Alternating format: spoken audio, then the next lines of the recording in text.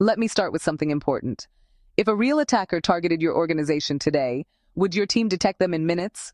Or would they quietly move from one workstation to another, escalate privileges, pivot into servers, and eventually take control of your entire domain? And here's the real question. Would you even know it was happening? Welcome to Bluehat Cybersec Academy. Today we're going deep into advanced pen testing and red teaming. Not the checklist version, not the surface-level scanning, but the kind of adversary simulation that mirrors how modern attackers actually operate inside real environments. Attackers today don't rely on a single exploit. They chain weaknesses together. They use legitimate credentials instead of malware whenever possible. They escalate privileges quietly. They live off built-in system tools. And most importantly, they blend into normal traffic. That's why advanced pen testing is no longer optional for mature organizations. It's not about generating a list of vulnerabilities. It's about identifying attack paths. It's about testing detection capabilities. It's about answering one critical question. If someone gets in, how far can they go? Before diving into techniques, we need clarity on roles. Because red and blue teams aren't enemies. They are two sides of the same mission. One tests, one defends. Together, they build resilience. A red team does not think like a scanner. A red team thinks like an attacker with objectives. The objective isn't to find a vulnerability. The objective is to gain access, escalate privileges, move laterally, and simulate impact, all while avoiding detection. And this is important. A true red team measures success not by how many exploits they run, but by how realistically they mimic adversary behavior. Instead of asking, "Is there a vulnerability here?" they ask, "If I compromise this user, what does that unlock next?" That shift in thinking transforms the entire engagement. On the defensive side, the blue team's responsibility is continuous visibility and rapid response. They monitor logs, tune detection rules, respond to suspicious activity, and hunt for threats that bypass automated controls. They rely on SIEM platforms to correlate events. They use EDR and XDR tools to monitor endpoints. They analyze network traffic patterns. But tools alone do not guarantee protection. Blue teams become stronger when they are challenged by realistic red team simulations. Because theory becomes practice only when tested under pressure. When red and blue teams collaborate, you get purple teaming. This is where organizations truly mature. For example, imagine a red team performs pass-the-hash attacks internally and moves laterally without triggering alerts. That insight becomes an opportunity. Now the blue team can create detection rules for abnormal NTLM authentication, enforce SMB signing, reduce unnecessary administrative privileges, and validate improvements through retesting. That cycle, test, detect, improve, is how real resilience is built. Now let's step inside the network, because advanced network pen testing is very different from running automated scans. It's about precision, it's about timing, and it's about minimizing noise. When an attacker gains internal access, honestly, the biggest mistake is moving too fast. Beginners, they scan aggressively. But advanced operators, they observe first. They analyze broadcast traffic to understand domain structure, and they review group policy configurations. They even capture authentication attempts passively using tools like Responder. The reason is simple. Aggressive activity triggers alerts, while passive observation provides intelligence without exposure. And that intelligence, well, it shapes the next move. In most enterprise environments, credentials are, without a doubt, the real currency. With the right credential, you really don't need exploits. Techniques like Kerberoasting, for example, target service accounts with weak passwords. ASRP roasting exploits accounts without pre-authentication. NTLM relay abuses authentication trust. But one of the most effective techniques actually remains surprisingly simple: password spraying. Instead of brute forcing one account repeatedly, spraying tests a common password across many accounts, and it does so slowly. This avoids lockouts, reduces suspicion, and honestly, it often works because human behavior is just so predictable. Once access is established, escalation becomes the focus, and here's where many organizations underestimate risk. Privilege escalation often isn't about exploiting software vulnerabilities. It's about exploiting misconfigurations. For example, a service running with excessive permissions, or maybe an account with generic all rights over another account, or even a weak ACL configuration in Active Directory. Tools like Bloodhound help visualize identity relationships, but interpretation is key. A single misconfigured delegation can create a direct path to domain admin. That's the power of identity-based attacks. In cloud environments, the attack surface changes dramatically. There are no domain controllers to compromise. Instead, identity and access management become the primary target. If you control an IAM role, you control access. Cloud pentesting focuses on over-permissioned IAM roles, exposed storage buckets, insecure CI/CD pipelines, and metadata endpoints. For example, if a web application contains an SSRF vulnerability, an attacker may access the instance metadata service. From there, temporary credentials can be extracted.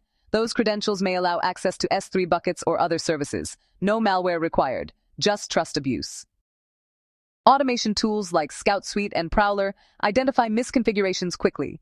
But manual validation is essential, because automation shows potential exposure. Manual analysis shows actual attack paths. The key question remains: if one cloud resource is compromised, how far does trust extend? That's where advanced cloud escalation lives. Web applications today are no longer simple login forms and dashboards. They are complex ecosystems of APIs, microservices, authentication tokens, and third-party integrations. That complexity creates opportunity. Modern injection attacks go beyond classic SQL injection. Blind SQL injection uses timing to extract data without visible output. No SQL injection targets document-based databases. Server-side template injection abuses rendering engines. And, many vulnerabilities hide inside JSON-based API requests. Areas testers often overlook. Understanding how the backend processes input is essential. Authentication systems are often assumed secure, but they frequently contain logic flaws. JWT tokens may use weak signing secrets. Algorithm confusion may allow signature bypass. OAuth flows may contain redirect misconfigurations. If a token can be manipulated or replayed, the entire access control model collapses. Identity security must be tested as rigorously as input validation. Some of the most impactful findings are not technical exploits. They are logic flaws. For example, applying a discount code multiple times by manipulating request timing, or bypassing payment verification by altering sequence flows. Race conditions are especially powerful. By sending multiple requests simultaneously, you may trigger inconsistent state changes that developers never anticipated. These vulnerabilities require creativity, not scanners. So, modern applications rely heavily on APIs. And, APIs often trust internal services implicitly.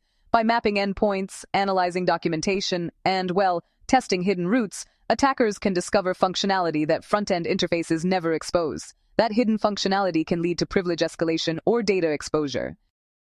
The defining characteristic of advanced red teaming is chaining. A phishing email alone isn't the goal.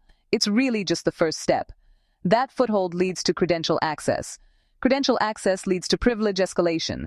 Escalation leads to lateral movement. Lateral movement leads to impact simulation. Each step, you'll notice, builds on the previous one. That's realism. An advanced red team must also protect its simulation. Default tool signatures, obvious user agents, and noisy scanning totally ruin realism. Operational security includes modifying tool behaviors, encrypting communication channels, rotating infrastructure, and cleaning artifacts. The objective isn't invisibility, it's authenticity. Mature engagements follow structured phases. Reconnaissance builds understanding. Initial access establishes presence. Enumeration maps relationships. Escalation increases privileges. Lateral movement expands control. Impact simulation tests response. Each phase supports a strategic objective. Nothing is random. If you want to reach this level, build a lab, create an Active Directory environment, deploy cloud test accounts, install intentionally vulnerable applications, but more importantly, understand the protocols behind the tools. Learn Kerberoasting authentication flows, understand how NTLM works, study OAuth token exchanges, analyze IAM permission structures. Tools change constantly, foundations remain. Ultimately, advanced red teaming serves leadership. It answers critical business questions. How fast can we detect a breach? How effectively can we contain it? Where are our blind spots? Which identity paths expose sensitive data? Security maturity is not measured by tool count. It's measured by resilience. Now let me challenge you. If one standard user account is compromised today, what is the shortest path to domain admin in your environment? Do you know which cloud roles have wildcard permissions? Would password spraying trigger alerts? Are your JWT signing keys rotated and protected? Would your application detect race conditions? Think about it. Drop your answers in the comments. Tell us what you want next. Active Directory Deep Dive. Cloud Escalation Lab, Advanced JWT Exploitation, Blue Team Detection Engineering. Your feedback shapes the next session. Advanced Pentesting is about depth. Red Teaming is about realism. It's not about breaking systems. It's about strengthening them before real attackers do. Think in attack paths. Master identity abuse. Understand privilege chains. Study detection evasion. Practice relentlessly. Because security maturity doesn't come from running tools. It comes from understanding how everything connects, end to end. Thanks for watching Bluehat Cybersec Academy. If this session added value to your day, give it a like, share it with someone who could benefit, and subscribe for more practical networking and cybersecurity content from Bluehat Cybersec Academy. Drop a comment. We'd love to hear how you're applying these concepts in your own environment. See you next time. Stay curious, stay secure, and keep building networks that actually work.